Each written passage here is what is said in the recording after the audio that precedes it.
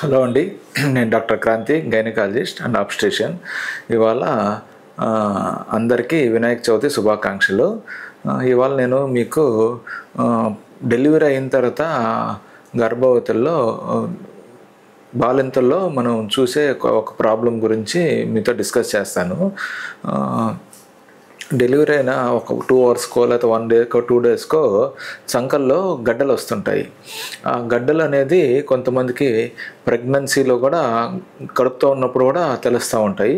Mostly అవి delivery అయిన పాలు ఇవ్వడం స్టార్ట్ అయినప్పటి నుంచి కొద్దిగా పెద్దవి అవుతూ ఉంటాయి. ఎంత పెద్ద అవుతాయి, ఇంచుమించు ఆరెంజ్ సైజ్ అంతా కూడా అవుతుంటాయి.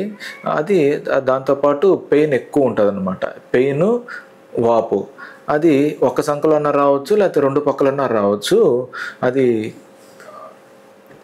మోస్ట్లీ 2 వైపులా వస్తూ ఉంటాయి.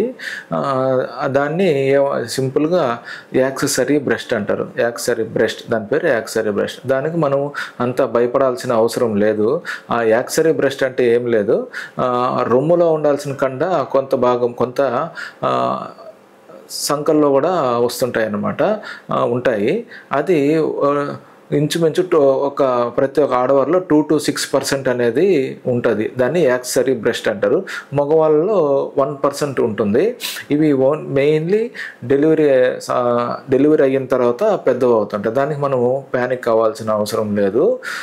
దీని కామన్ సిమ్టమ్స్ ఎలా ఉంటాయంటే స్వెల్లింగ్, వాపు, పెయిన్, నొప్పి, మరియు మూమెంట్స్. ఆ పెయిన్ వల్ల రెస్ట్రిక్టెడ్ మూమెంట్స్, చేతులు సరిగ్గా ఊపలేకపోవడం కానీ, డ్రెస్ వేసుకునే పెయిన్ ఉండడం కానీ వస్తూ ఉంటుంది. అది చూసేదానికి ఎలా ఉంటుంది అదే ఇంతకుముందు చెప్పినట్టు అది ఆరెంజ్ సైజులో అంత వరకు కావచ్చు, లేకపోతే చిన్న గడ్డన్నా ఉండొచ్చు. దానిపైన స్కిన్ కూడా బ్లాక్గా మారే అవకాశాలు ఉంటాయి.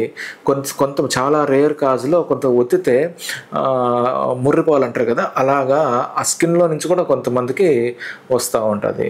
ఇది ఎవరిలో కామన్గా ఉంటుంది అంటే ఫెమిలియల్, అంటే తల్లికి ఉంటే బిడ్డకు కూడా సేమ్, అమ్మకు ఉంటే కూతురు కూడా డెలివరీ టైంకి కూతురికి కూడా వచ్చే ఛాన్స్ ఉంటుంది.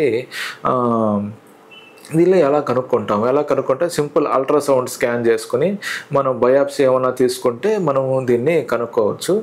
దీన్ని ఏం చేయాలి? సో కొంతమందికి ఎక్కువ సివియర్ పెయిన్, ఇంకా సిమ్టమ్స్ తట్టుకోలేము, అట్లాంటి వాళ్ళకి బ్రెస్ట్ మిల్క్ పాలు ఇవ్వడం ఆపిచ్చేస్తూ ఉంటుంది. ఎక్కువ పెయిన్ తట్టుకోలేని వాళ్ళకి. సో తట్టుకోగలమనాల వాళ్ళకి మనము ఈ మిల్క్ అనేది మనం కంటిన్యూ చేయించవచ్చు. అంటే బిడ్డకి పాలు పట్టించడం కంటిన్యూ చేసుకోవచ్చు.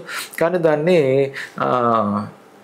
ఒత్తుకుంటూ ఉండాలి, అప్పుడప్పుడు ఒత్తుకుంటా, లేకపోతే హార్ట్ ఫర్మెంటేషన్, వేడిగా ఏమన్నా వేడిగుడ్డ పెట్టడం అలా చేసుకుంటే మనకు పెయిన్ కిల్లర్స్ వాడుకోవడము ఉపశమనం ఇస్తుంది. సరే, ఇది ఎప్పుడు తగ్గుతుంది? ఇది మనం ఎప్పుడైతే పాలు ఇవ్వడం ఆపిస్తామో అప్పుడు ఆటోమేటిక్గా తగ్గిపోతుంది. సో దీనివల్ల ఈ యాక్సెసరీ బ్రెస్ట్ వల్ల మనం అంత వర్రీ అవ్వాల్సిన అవసరం లేదు. మీకు ఈ టాపిక్ అర్థమైంది అనుకుంటాను. ఇంకేమైనా డౌట్స్ ఉన్నా నాకు మెసేజ్ చేయండి. ఈ ఛానల్ లైక్ చేయండి, షేర్ చేయండి, సబ్స్క్రైబ్ చేయండి. Thank you.